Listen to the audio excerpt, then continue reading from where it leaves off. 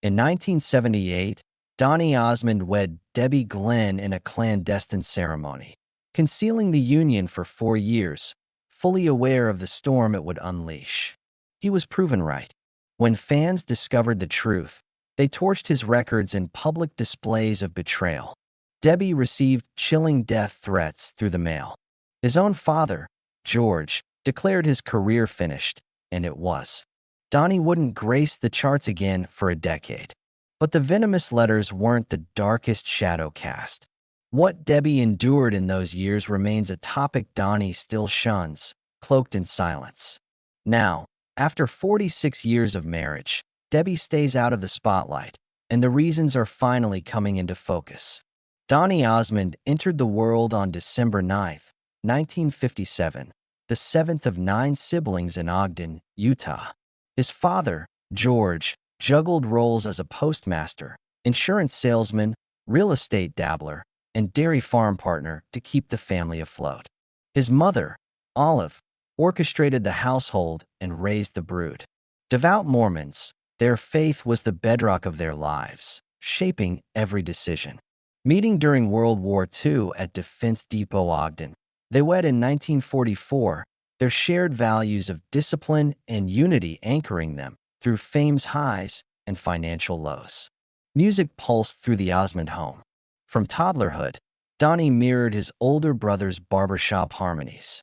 Olive, with a keen eye for talent, noticed Donny's pitch-perfect gift early on.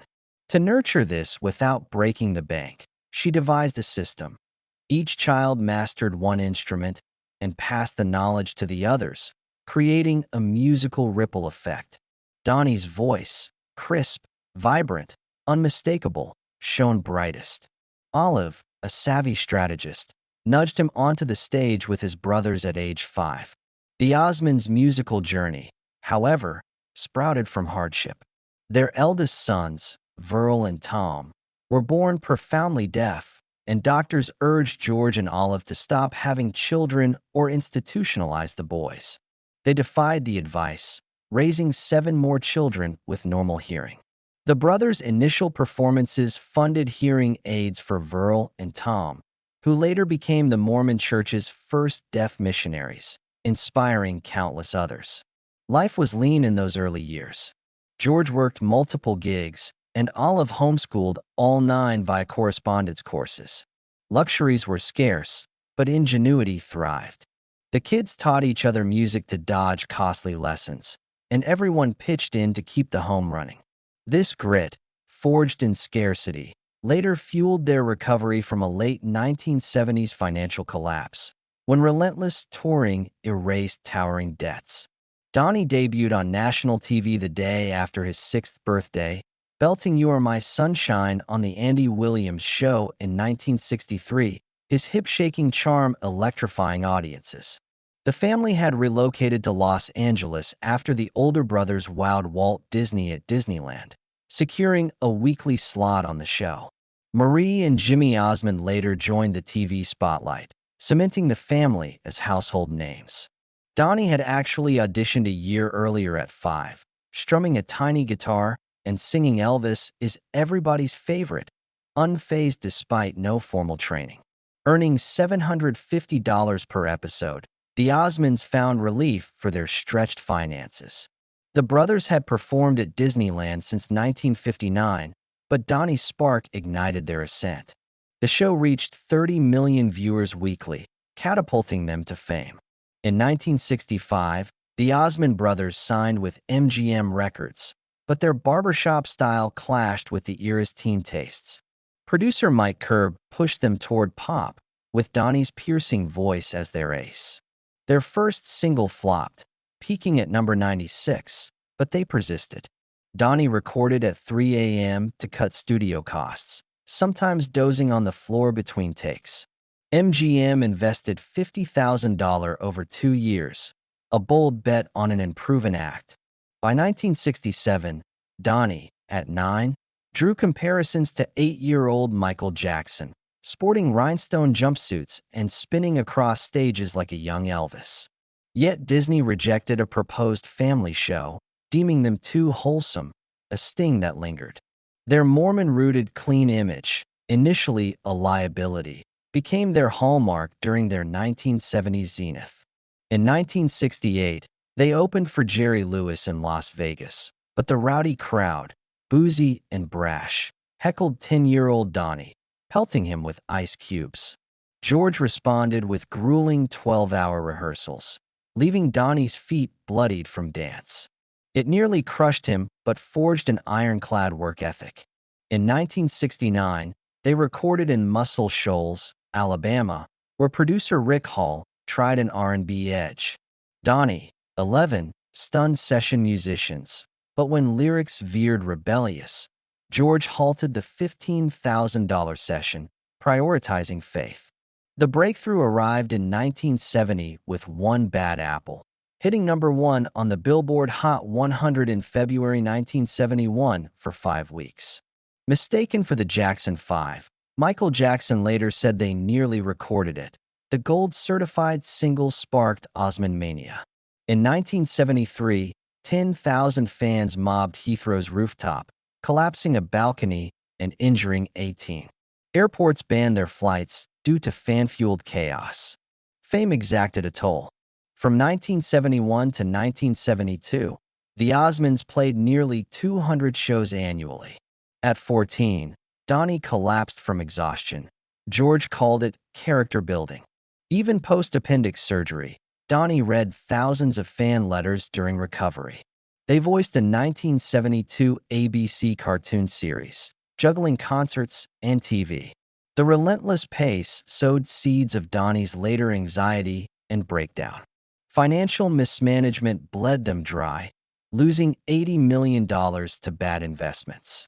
George filed for bankruptcy, and their lavish Orem, Utah studio for Donny and Marie deepened the debt. Fans turned dangerous. One nearly blinded Donny with a pen, another's flashbulb seared his retina. A security guard, mistaking him for a fan, tossed him into a mob. In 1972, Crazy Horses, a rock anthem about pollution, shocked their wholesome base. Banned in South Africa and France for misinterpreted lyrics, it drew praise from Ozzy Osbourne. Donny's solo career ignited with Sweet and Innocent in 1971, hitting #7 and going gold. At 13, his mature delivery belied his age, but the irony of singing about dismissing a too innocent girl raised eyebrows. Go Away Little Girl topped the charts for 3 weeks, making him one of the youngest solo chart toppers. Yet older musicians mocked him as a manufactured act, wounding his young psyche. Puppy Love in 1972 hit #3 in the US, #1 in Canada and the UK, but a live performance saw him blank on lyrics, improvising through terror. In 1973, he auditioned for Gene Kelly, botching a dance and facing rejection, a blow to his seasoned ego. He dyed his hair blonde, a quiet rebellion against his pristine image. By 1975, Hey Girl hit #9, but fame grew suffocating. European tours brought death threats, requiring armored cars. At 17, therapy began, with signs of distress dating back to 11. Post-appendix surgery, a tabloid photographer demanded a pained pose. In 1976, Donny and Marie launched on ABC, the youngest duo to host a variety show. Marie, a country chart topper at 13 with Paper Roses, faced brutal pressure, dropping from 110 to 93 pounds after a producer's ultimatum. The show drew 14 million viewers but sank under costly production, canceled by 1979. Donny's 1978 secret marriage to Debbie Glenn, kept hidden since they met at 16, exploded when revealed. Fans burned records, sent hate mail, and George warned of career suicide. The 1982 album All New Donny flopped, and the family lost $80 to $100 million to embezzlement and bad deals. By 1983, their fortune vanished, though real estate sales staved off bankruptcy. Donny became a father in 1979 with son Donald Clark Osmond Jr., balancing parenthood with a crumbling career. Hollywood shunned him as too Mormon, rejecting him for Joseph, and the amazing Technicolor Dreamcoat. His team suggested a fake drug scandal. He refused. By 1984, arenas became half-empty gyms. Depression and panic attacks gripped him, with medication barely keeping him afloat. He considered quitting for a security business, selling his Porsche to pay bills. A 1992 Broadway role as Joseph in Joseph and the amazing Technicolor Dreamcoat became his lifeline, performing over 1,800 shows through 1997. Panic attacks persisted, but therapist Geraldine Ross's cognitive behavioral therapy helped him tame his anxiety. In 1998, Donny voiced Captain Li Shang in Disney's Mulan, his visceral recording of I'll Make a Man Out of You earning accolades. The Donny and Marie Talk Show, 1998 to 2000, earned Emmy nods, but folded under competition. A 2008 to 2019 Las Vegas residency at the Flamingo became a triumph, earning $1.6 million annually each for Donny and Marie.